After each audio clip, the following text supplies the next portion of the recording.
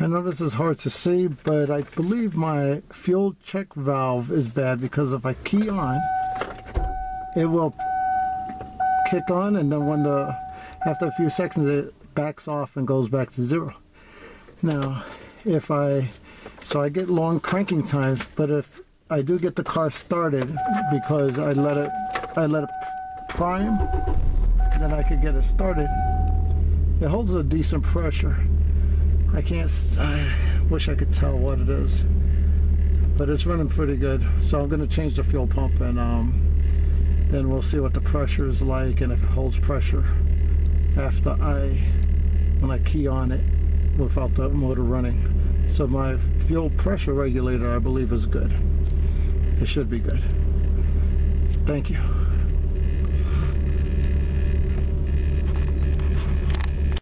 Okay, we're going to start removing the fuel pump.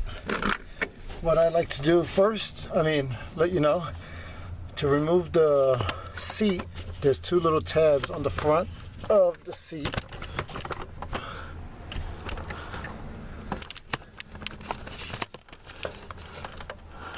There's one on each side. You just press them in, and then the cushion pops out.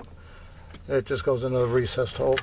On both sides, there's 2 of them, on the driver's and the passenger side.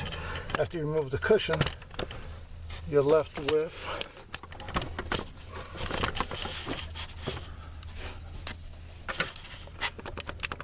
this cover that goes over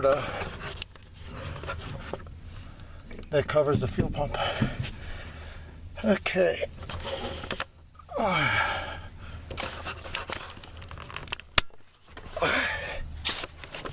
Okay.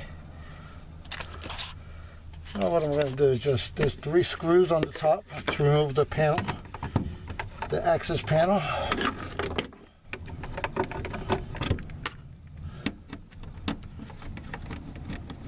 I would probably advise from using any electric power tools to take this off, because you do have the fumes, once you remove the fuel pump.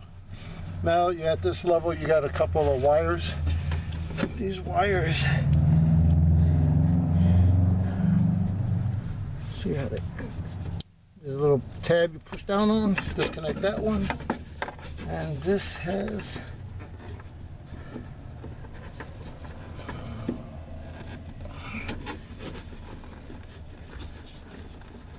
a little tab right here, push down, and it comes off. Then you just push this to the side, the wiring harness and everything. Now make sure your fuel there's no pressure in it, which mine doesn't have because it's not holding pressure once the pump is off. I like to tuck away these wires, push them out of the way. There's just the one, the other one stays on here. And then to disconnect the lines, you got 2 little tabs you push on, and they just slide back. Pretty easy process, actually. And then this one's the same thing. Just slide that back, and it pops out. Now all we gotta do is remove the screws that hold it in.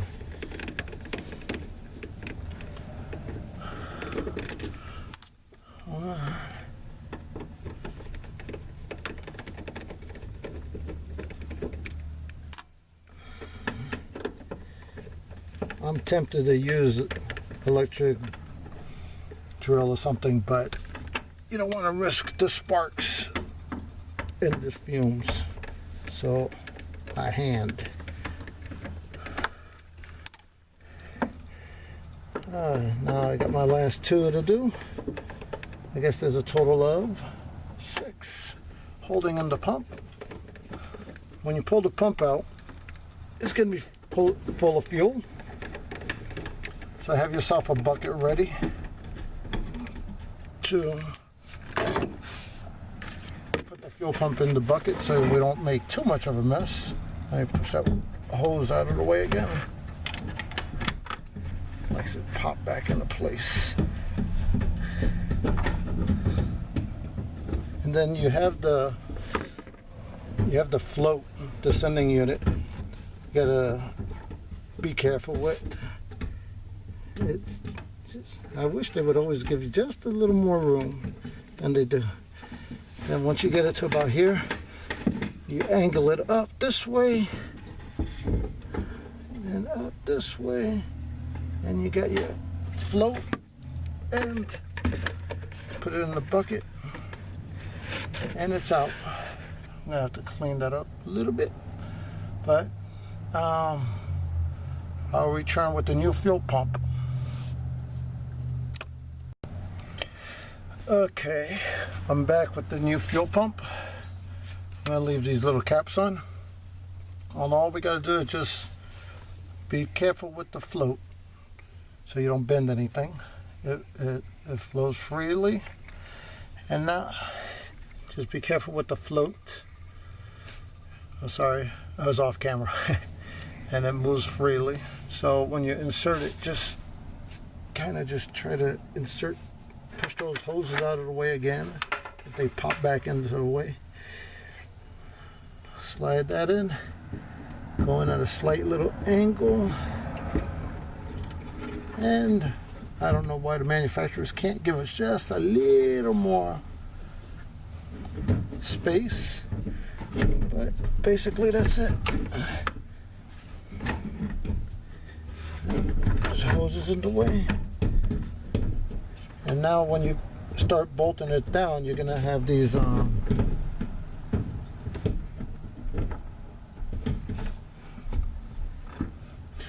has a little bit of spring to it, so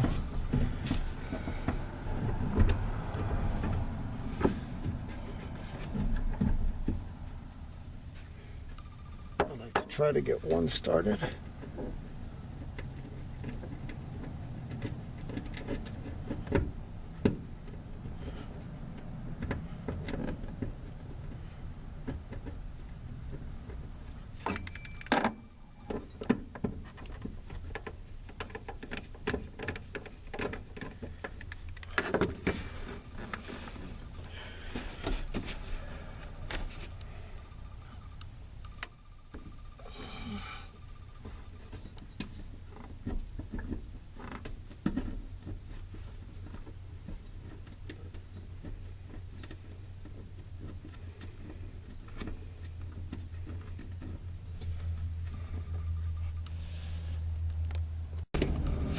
Okay, I want to just grab me a flashlight real quick, just so I could see where these holes are. That should be good.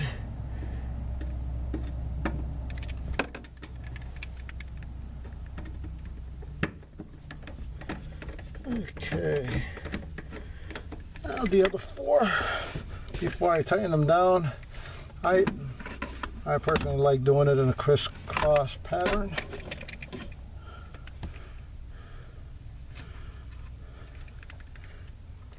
And also be careful you don't drop one of these screws down here, because it might be a little hard to fish out.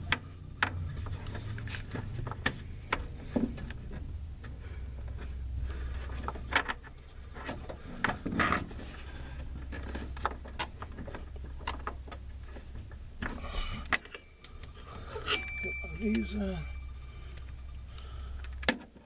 should I get this in here by hand?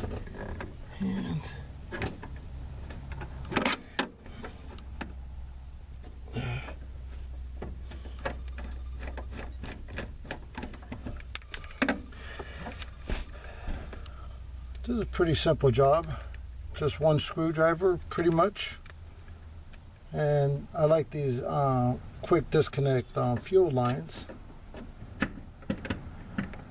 You just push them in with your finger and you disconnect it.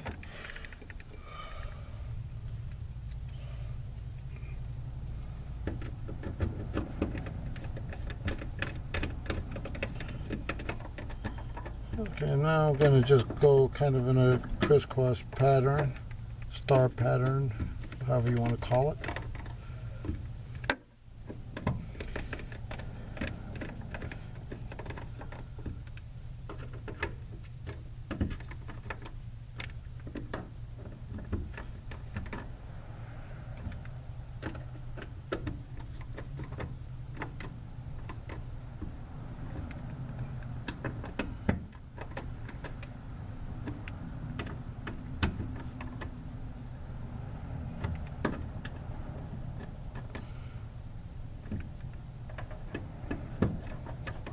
Make sure you use that new rubber gasket they send you with the fuel pump.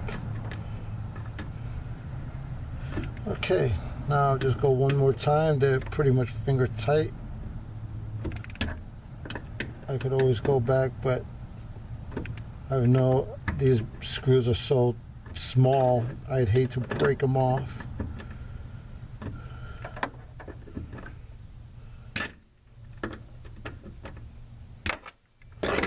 Okay, now I'll remove these little covers for the fuel line. This one's gonna be fun. Okay, then you just slide them on. Just, you know, try to get them on straight, and they'll snap into place. Give it a little tug. That's good. And then this one, again, you hear it snap.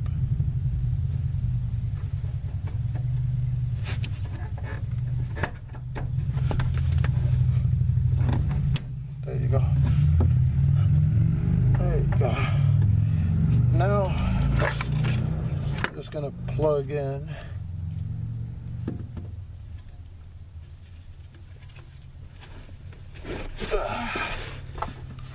and the other wire tucked away.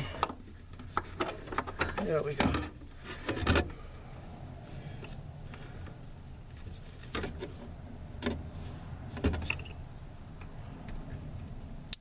Snap that into place. Snap this one into place. And before I go ahead and put the cover back on, I'm just gonna double check first I'll just make sure I don't have any fuel leaks here when I prime the system.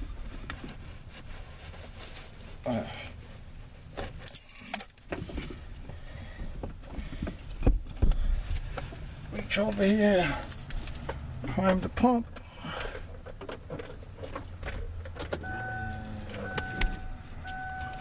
I heard the pump. Now that it's got pressure, it's like, doesn't move that much.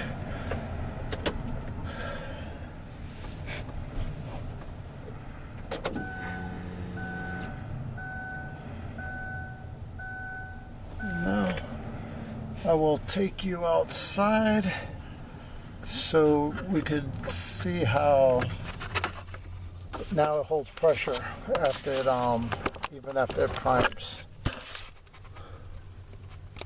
I'm gonna go ahead and prime it.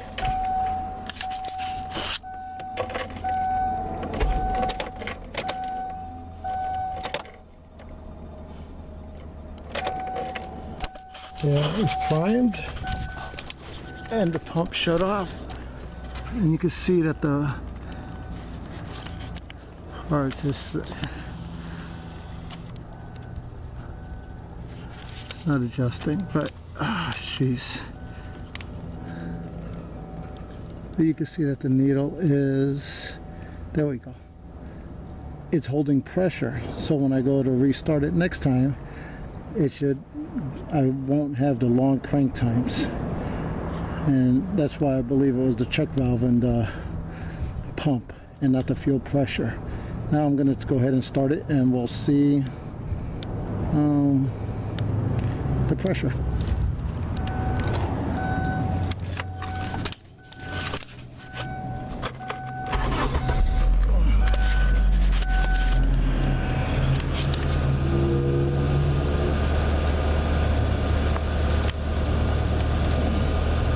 There's the pressure.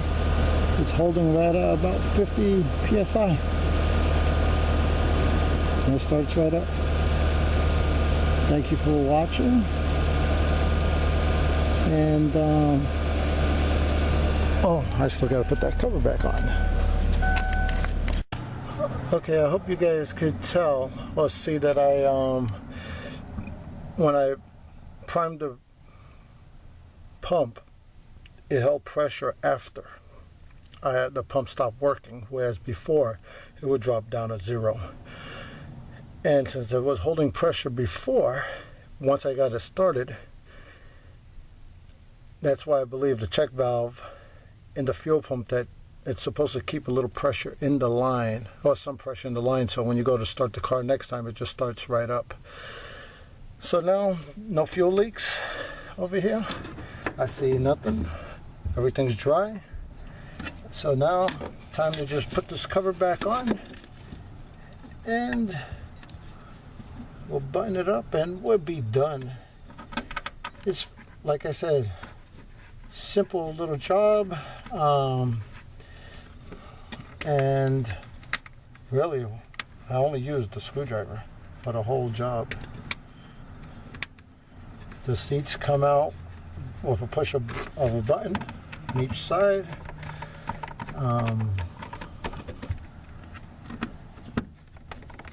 And